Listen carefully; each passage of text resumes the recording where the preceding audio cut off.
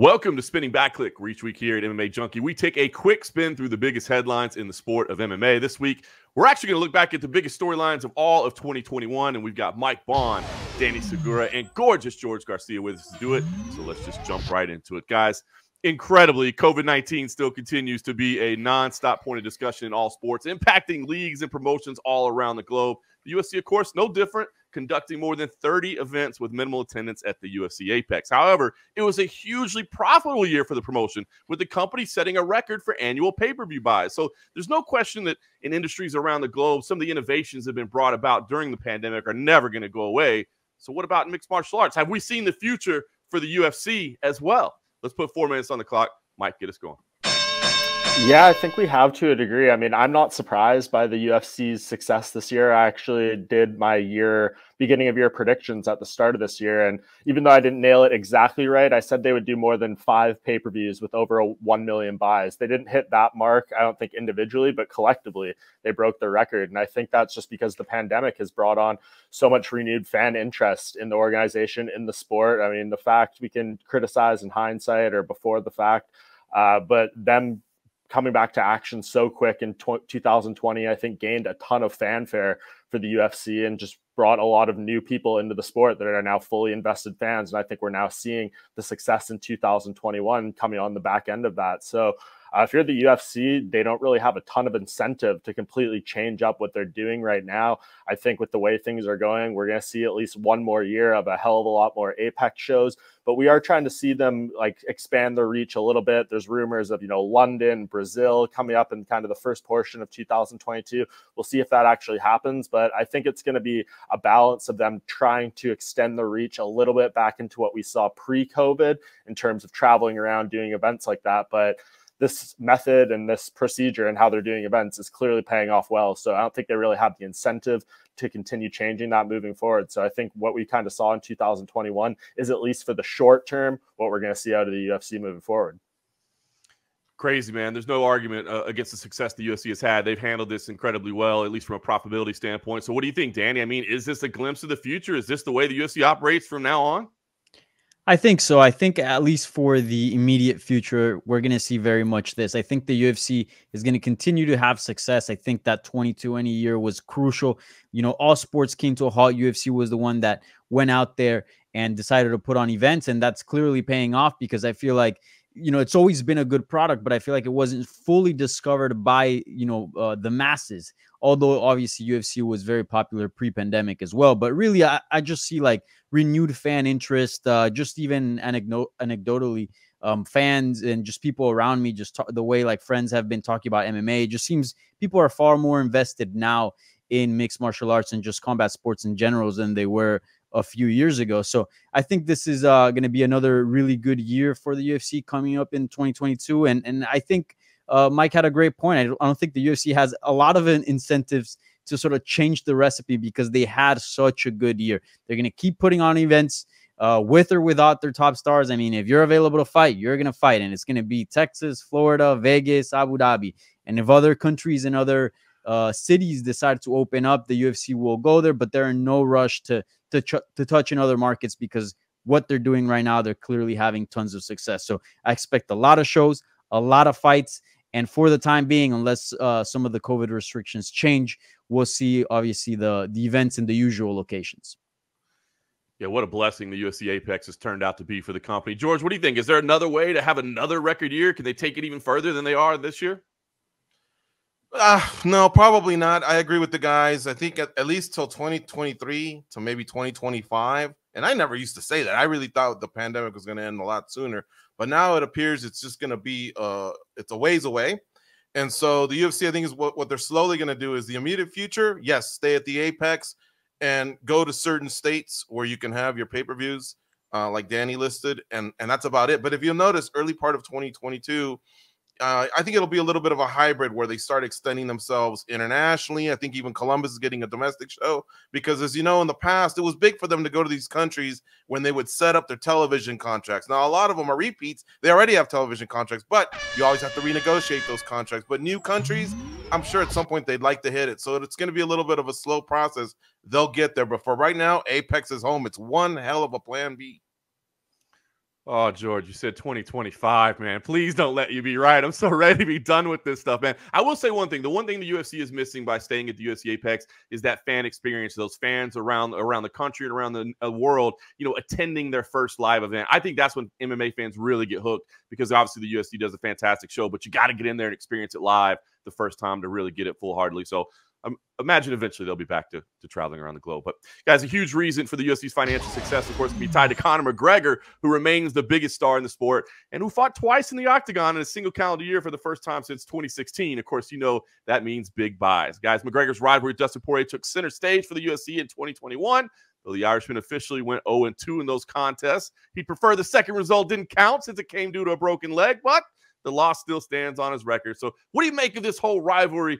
And what does it mean for McGregor's future? Let's put 4 minutes on the clock. Danny, break it down. I think the immediate result of what this rivalry meant was pretty basic, pretty simple. Dustin Poirier is the better fighter. I think going into that first fight, or that second fight, actually, the rematch, a lot of people still had McGregor ahead and thought that McGregor was just a better fighter. I was one of the few, and I'll take some props to that and a pat on the back, but I was one of the few that picked Poirier to win that rematch. Obviously, things changed going into the trilogy. I think Poirier became then a favorite and obviously won that. Broken leg or not, he was winning the fight all the way up to that point. So I think the biggest takeaway right off the bat is that Poirier right now clearly did the most evolving, clearly stayed at the top of the game, and clearly is just the better fighter. And then on top of that, it's going to get really interesting, right? Because McGregor's sort of property has always been a great selling point for the UFC, but it's always a good show, trash talk, this and that, but has always been paired with elite skills, right? With history, 13-second knockout of Jose Aldo, becoming a 2-division champion. And all of a sudden, he has taken a step back in skill. He's no longer a top 5 and elite lightweight, currently finds himself, I believe, 9 according to the UFC rankings. So really curious to see how the UFC is going to use him in 2022, because obviously still draws the masses, but how are you going to merit, a title shot? Of course, Charles Oliveira wants him, or at least that's what he said in recent comments. But how are you going to marry the two? Or is it just going to be money fights from now on, right? Nate Diaz, Jorge Masvidal. So it's going to be very interesting how the UFC treats Conor McGregor in 2022. But certainly a very interesting year for McGregor in 2021. And in entering 2022, it's going to define a lot whether he goes. If he's going to become or stay at an elite level, or he's kind of just going to become a popular sideshow fighter. Yeah, I guess that's my biggest question, right, George? I mean, obviously Conor McGregor is still a star, but I mean, is it time that he goes out and gets wins? I mean, did these 2 results set him back? Is this a critical point for Conor right now? Well, he's Conor McGregor, so he's got his own set of rules. But look, if he wants the money fight, I think the Diaz fights even resulted being more lucrative than the Poirier fights if you really, really match them up. So if you want that money, all right, if you want to stack that paper, go after Nate Diaz, settle that rivalry, especially before Nate Diaz leaves, for crying out loud. But if he really wants a piece of Poirier, I suppose he may have caught a break by Poirier coming short in the title fight, because if Poirier had won, he was going to defend against Gaethje, and then you had that other wave of Dariush's and Makhachev's and other fighters that were going to head in there. And I don't know if it would have been easy for McGregor to get his slide in there. So for right now, man, I just think the best thing for him to do is call out answer Chandler's call out, or go after Ferguson or something like that, but get a name who's been a contender and get yourself in some sort of a title picture if you want the belt. Otherwise, go after Diaz. Yeah, I want to see that Diaz fight. I'm not going to lie. Take my money now. Mike, I'll ask you about Dustin Poirier. I mean, obviously he was in talks for Fighter of the Year, came up short in the title fight. That didn't work out. So overall, is this a net positive and net negative? I mean, is he going to be back? I mean, what do you think this whole thing meant for Dustin Poirier?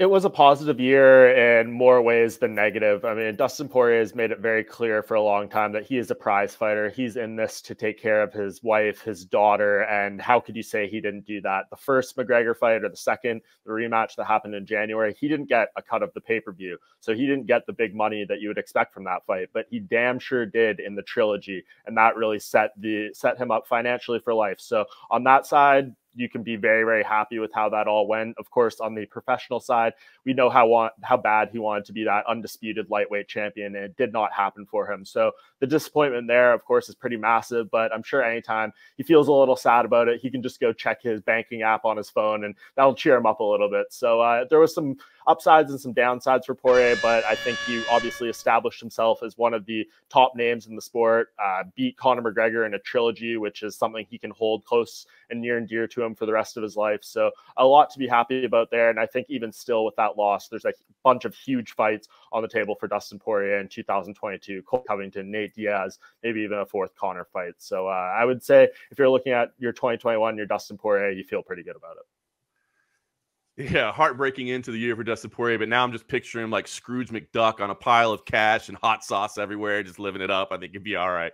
Guys, here's a scary thought. One of the biggest names in MMA this year didn't even take an MMA fight. That man, of course, is Jake Paul. In 2021, Paul lured first Ben Askren and then Tyron Woodley twice into boxing matches. And say what you will about Paul, but he won all 3 of the fights, including 2 by knockout. Now, the matches have been a bit of a circus act for sure, but Askren and Woodley each said they were very lucrative endeavors for them. And we've also seen MMA veterans take part in side shows like Bare Knuckle Fighting Championship, Triller's Triad Combat, All Elite Wrestling. I mean, they're kind of venturing out all over the place. So what do you make of this era? Is this the future of combat sports, or are these ventures kind of doomed to fail at some point? George, let's put 4 minutes on the clock and you get started. No, they're here to stay. Bare Knuckle now is about 5 years in existence. They're going to start their next set of 10 shows. They're in their 20s now, and I believe they do well. They pay their fighters well, so I see them sticking around. Triller, who knows? It may just be a fad. It may be a fad that goes away with the Paul brothers, but I think some people took interest in seeing Anderson Silva box or Vitor Belfort box or even the return of Mike Tyson. You just have to maybe pick your spots 3 times a year, maybe the week after March Madness, the week baseball has their all-star game, because by then NHL, NBA are done, football hasn't started, and then that Saturday when they give away the Heisman Trophy, only Army Navy are playing. So you stay out of the way of everyone else, and yes, you have a future. But if they think they're gonna put 20 shows on a year, I think it won't go well for Triller. And as far as AEW, man, I haven't watched pro wrestling in a while. I grew up. All right.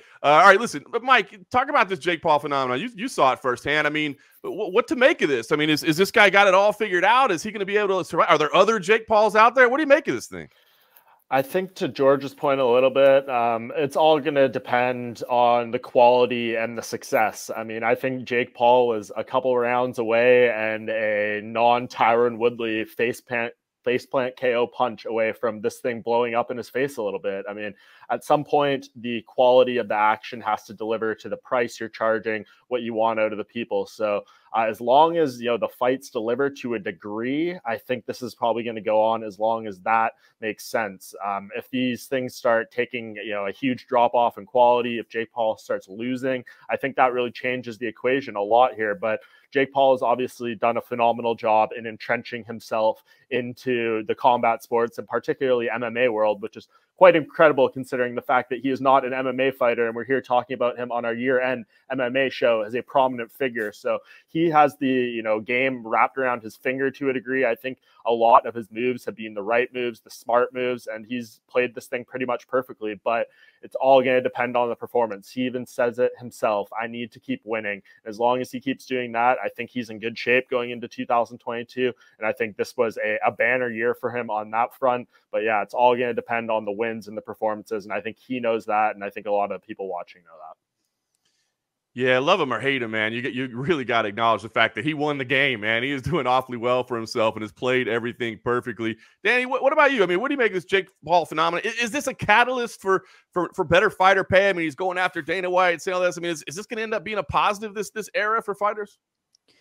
I think it definitely can't hurt because, for starters, he's bringing more attention to the whole issue, and 2, he's actually providing big paydays for these former champions or former big names that perhaps didn't get that big payday in the UFC. So obviously Ben Askren, Tyron Woodley, they made a good amount of money fighting Jake Paul. So on that end, there's 2 positives. But as far as bringing a bigger change to fighter pay, as far as Jake Paul sort of being the guy to form a union or form a movement to sort of change things around, I don't think that's going to happen. So I think if there's any changes, they're very minor and they're very individualistic as far as specific fighters. But it is very interesting how Jake Paul has sort of formed this entire thing around him and sort of all this hype and using MMA really, because I think if he would have just targeted boxers from the very beginning and stuck to boxing, look, I don't want to brag or shoot anybody down, but I think MMA media probably has a far further reach than boxing media does. I feel like he's smartly used boxing. That's probably a little bit more of a sellable maybe sport than MMA, a little bit more simple than mixed martial arts, but also drawing the MMA media to sort of reach those masses and make this a big deal. So very interesting, just weird 2021. I can't believe we're even talking about this. And I'm sure it's going to get a lot more weird in 2022.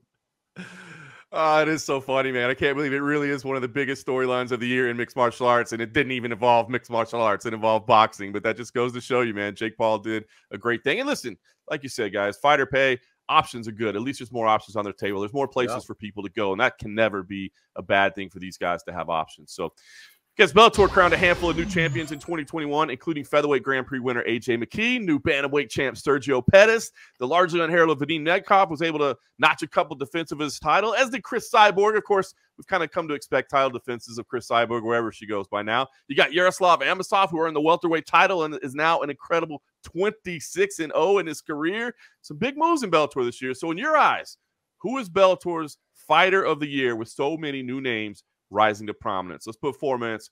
Mike, tell us who yours.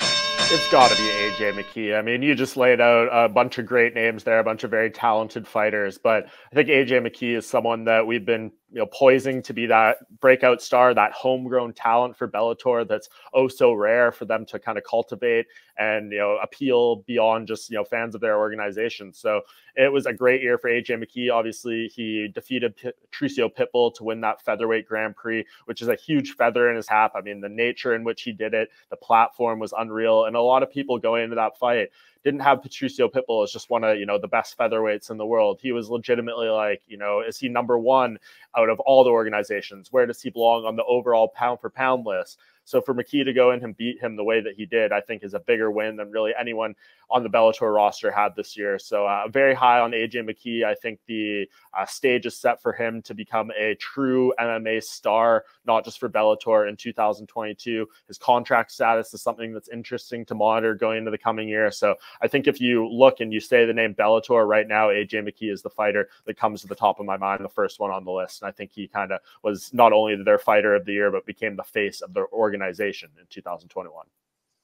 Yeah, pretty incredible what AJ McKee has been able to do under the Bellator banner, right? You talk about a homegrown product, man, all the way up to world champion, the undefeated record. He's got a little swagger to go with it as well. But I guess if there was one argument against it, it'd be that he did only have that one win. A huge win, for sure, but just one win. So, Danny, what say you? Is it AJ McKee, or there's some other names that deserve a little love? Yeah, it's got to be AJ McKee. And I think one of the biggest things, if I could add to everything that Mike mentioned, is sort of the mystery behind AJ McKee as the fighter, right? We've seen Sergio Pettis fight in the UFC, and we know what he looks like against high caliber opposition.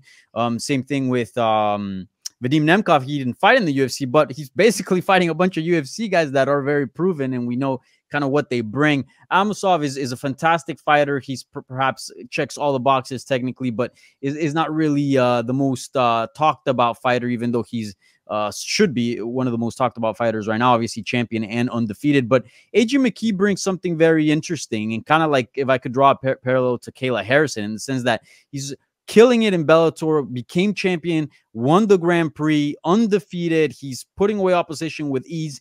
And now we're wondering, where does he stand among the very, very best, right? We sort of made a comparison earlier in the year when he won the title with, Max Holloway, with Alexander Volkanovski. How would he fare? And I think those questions are very, very intriguing and obviously huge talking points. So I think, I agree with Mike. He became the face of the organization. I think he, being a homegrown product, just adds a lot of legitimacy to Bellator and what they've been able to do as far as bringing him up and creating this amazing fighter, one of the best featherweights today. And I think he has to be the biggest storyline of Bellator in 2021.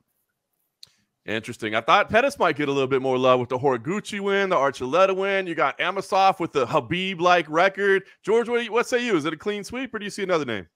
I'm glad you said you threw out the Habib name, because that's who Amasov reminds me of. And yes, when you pair him up against Vadim Nemkov, against Sergio Pettis, Chris Cyborg, they each had multiple wins throughout the year. And I would say this: had Nemkov beaten AJ, and I'm not saying he would have, but if the original opponent had stood and not Anglikas, along with Davis, I'd probably say Vadim Nemkov. Go out there and drink some vodka with Fedor. You're our guy. But man, that one win just carried so much weight. He took down arguably Bellator's most successful fighter ever, who became a champ at one point. He made it look so easy. And, you know, he took down the Grand Prix belt. Now he's the undisputed champ. He's got the shiny record, you know, no losses and $1 million in his account. That guy's a superstar, man. He's the guy. That's an interesting point on Nemkov that we might be looking at different had he kept his original opponent. I hadn't considered that, but you're right. Great year for McKee. Great year for Bellator, man. I think they're setting up to do big things next year, so we'll see how it all plays out. Guys, the PFL had perhaps its most memorable season to date, but much of the ongoing discussion all year was in regards to free agent Kayla Harrison and where she would end up moving forward. Now, thus far, we still have yet to hear where the two-time Olympic gold medalist is going to continue her MMA career. So what do you make of this situation? We've been talking about a lot this year, and how much does the PFL need her to stay? Is this a catastrophic blow if she leaves? Danny, let's put 4 minutes on the clock and you get it started. This is a very complex question. Certainly, you can't deny that Kayla Harrison is PFL's most interesting product. You know, the sexiest, the most attractive product right now. She's obviously the face of the organization right now.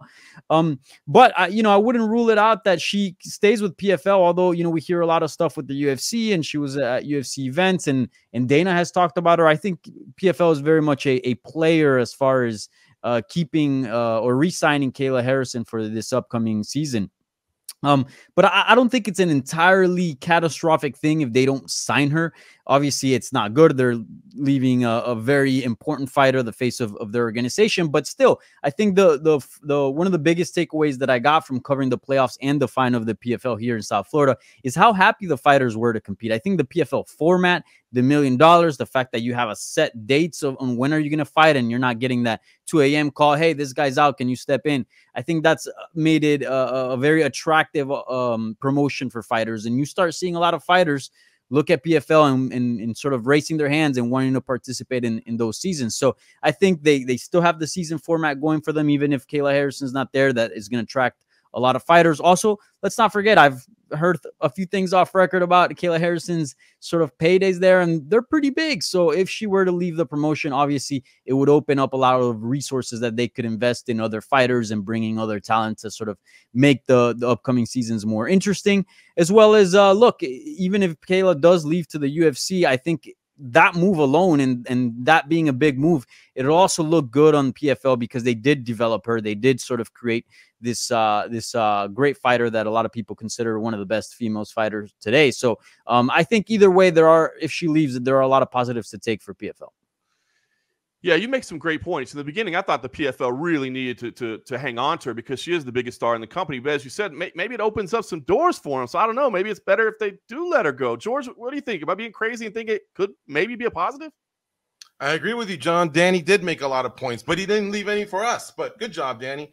Listen, the one thing I can think of, all right, and I realize she's a tremendous star for them, and they probably do want to keep her, even though they pay her a lot, because I think in the big picture, I don't think it's what would collapse the company and not let it continue. But the one bright side to it, because let's face it, she's a star. I'm not having to go at her or anything like that, but none of us wake up going, gee, I wonder what pivotal fights there are at 155 pounds in 2022, you know, this year. We know she's at the top and everyone's way, way down at the bottom. So if she were to move to Bellator or the UFC, hey, let's bring back the middleweights. Or if they felt like they didn't have much going on with the 185ers, how about the bantamweights, man? The bantamweights just shine, whether it's the UFC or Bellator having their Grand Prix. It would open things up in that regard, and maybe you can groom a new star.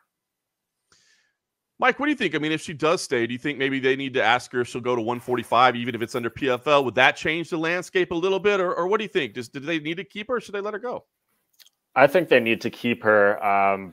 PFL, as of right now, does not have a television deal for 2022, or at least nothing announced. And I think Kayla Harrison is a big part of that. I mean, if you're going to invest in this company to air their shows, I think you want Kayla Harrison as an asset because she's one of the few real draws they had. I mean, if we're talking about PFL narratives in 2021, the fact that Anthony Pettis, Rory McDonald, Fabricio Verdum, they're big signings, none of these really panned out and winning their championships. And obviously that helped put some of the other fighters, the lesser known ones, over. But I think Kayla Harrison, she is your consistent force that you can rely on her to show up, to win these fights, and to cut a hell of a promo after, give you something social media clicky, those kind of things. So I think she's a massive asset for her. And I think people may be tired of hearing me say this at this point, but I do think she's going to stay. I think Amanda Nunes losing that title in the UFC kind of derailed that fight a little bit. And I think she did sign with the UFC.